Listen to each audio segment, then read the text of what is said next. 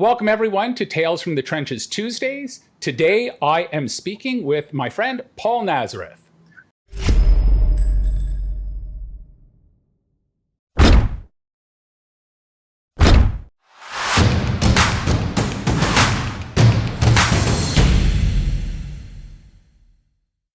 You volunteer a lot and you're a donor and you're a proud donor. How do you decide where to give your money, your time, treasure, and talent to? Indeed. And actually, as always, this is evolving. A lot of it is also about age and stage, right? Again, Right. people have different ideas of this. And wonderfully enough, as fundraisers, we get to engage every person at age and stage. And so this is something I'm seeing, and shout out to our colleagues at a charity called Abundance Canada, who've actually trademarked the idea of a generosity plan. And I think of it a little bit more of as a portfolio, much like financial advisors talk about our attitudes towards money. Again, I sometimes fight with some folks like Charity Intelligence or others who are saying, you should be reading financial statements for every donation. You know what? We need a spectrum. We need a budget for the impulse buys. And that is when your heart is moved. I remember interacting with an 80-year-old who once, when I was at Canada Help, said, could you put this securities donation onto a gift card? And we were like, who are you going to give $80,000 to on a gift card? And she said, Right. I keep that card, and 80 years old, and she was a CFO.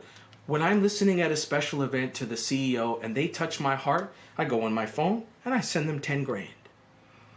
That was years ago. And today we've got the technology tools to be doing even more than that. But for the average citizen under $100, you need an impulse budget. Right. So that's part of it. The next stage up is the annual piece. What do you spend money on every year? Right? I actually run a little road trip for guys, frankly, bigger boys like me, to go buy our suits and clothing. We hit the right stores. We have a budget for it. Right. That's the annual giving. What matters to you and what are your annual priorities?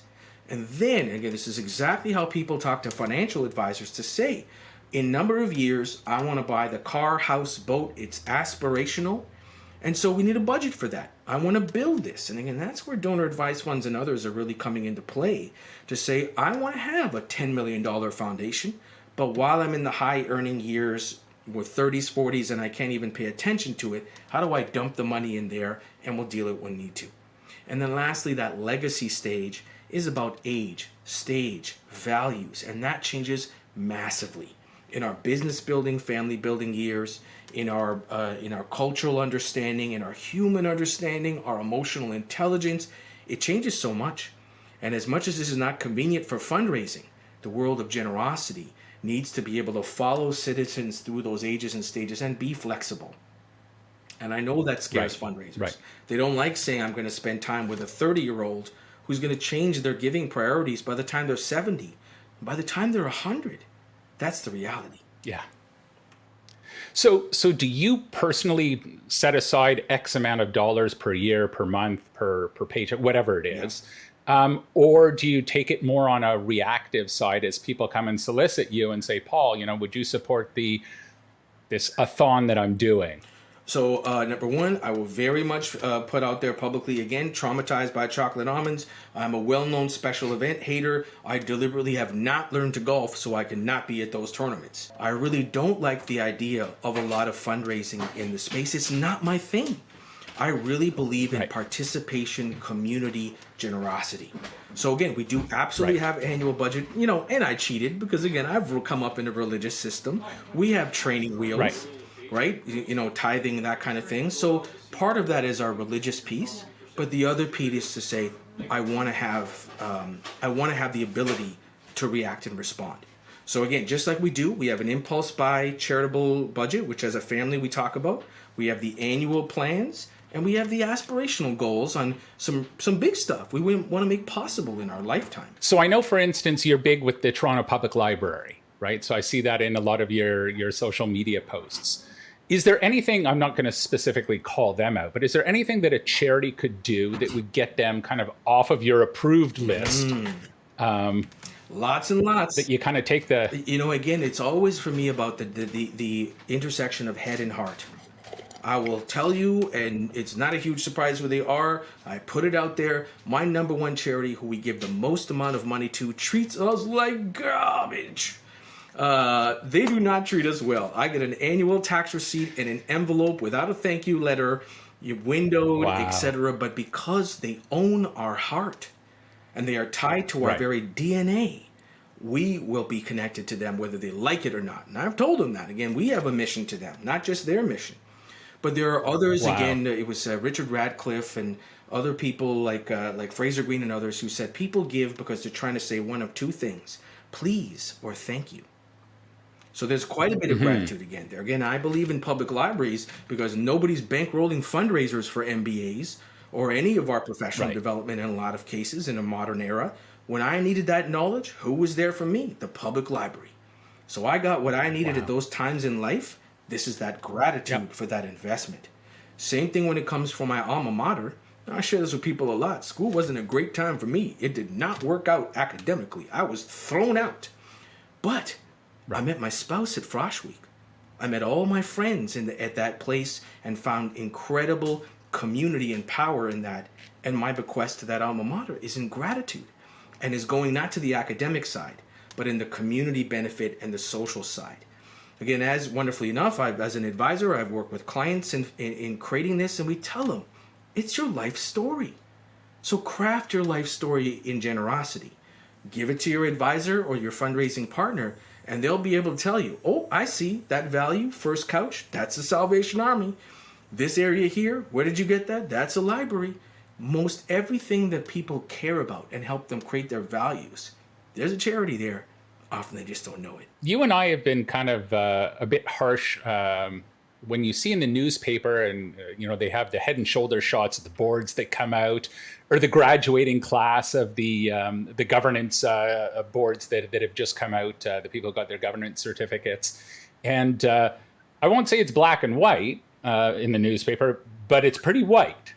It might be gender balanced, and I would say that most people have kind of come along on the gender balance side, but it is certainly not balanced as far as where Canada is as a nation. It still tends to be the fairly white group of folks that are there, and I know you and I are both critical of it. That it isn't necessarily representative of the community they serve. And there's a disconnect there. So, can you speak to that a little bit? You've honed in on the real issue. Are our communities, are our organizations reflective of the communities they serve? And again, not just at our board level, but also at our staff levels. Right? Again, I'm grateful to champions of this, like Senator Ratna Omdevar, who has really talked about we need to start tracking data on board diversity. As we know, what gets tracked gets counted.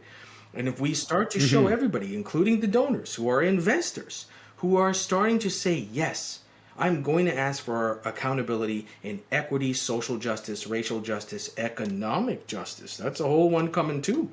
Again, we've got Right. organizations like Make Way Foundation and others who are starting to say to donors, how did you make this money? Because if it was extractive and harmful, then for the first time ever, we may be saying no to gifts. And as much as that Right. that freaks out fundraisers, this will all come into play in the years in the future. People are going to start saying we need holistic understanding of money, good and bad. Well, I mean, I'm still quite young in my Indigenous understanding of Jury reconciliation. I was born and raised in Toronto, Ontario, and frankly, Ontario itself doesn't have a very strong everything from educational to cultural respect for what we know as Indigenous knowledge. Partially my journey with Right. the Circle on Indigenous Philanthropy, which I really encourage listeners to go check out. The Circle was created for our sector, to hold our sector accountable and help it move along, but also advance and connect this millennia old wisdom to our strategy. Right? So, part of it is we need more fundraisers to understand this is a part of what we do. It is the land that we still live, work, and play on. We got to recognize that and incorporate reconciliation into all we do. In fact, I was just looking at LinkedIn to see that our colleague Mark Bloomberg, the charity lawyer, two of our leaders in the fundraising community, Sharon Red Sky and Wanda Brascoop, Indigenous professionals, have crunched the data got the T3010 data from the last full set 2019 and have showed that Indigenous-led organizations get $1 out of $138 given to the sector. Again, Foundation for Black Communities Canada has shown us less than how much of a 1% to Black-led organizations. We know it's all off balance. But the great news is we're hearing more from the public, from funders, that it's time to rebalance. But we're going to have to rebalance everybody, board level down, and start asking hard questions. Most definitely. Well, Paul, if folks wanted to get hold of you, how would they go about doing that? You know, again, as people know, I'm someone who talks about networking and that concept of being findable, available. So you know what? Google me. Because if you're looking for the suit, you'll find me on LinkedIn. If you're looking for the conversation, you'll find me on Twitter. If you're looking for the experimentation, you'll find me on TikTok. And, you know, I'm rebranding, and that's how I want to be known in the next phase of my career. I'm calling myself the generosity guy.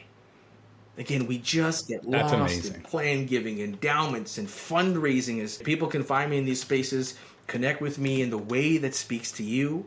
And I want to be there. This is my passion for our community, for our colleagues, to help create prosperity and everything in their lives. That's amazing. Thanks so much, Paul. Thanks for joining. Awesome. Thanks for having me. As always, so much fun. Hi, folks. Don't forget to hit the subscribe button right here.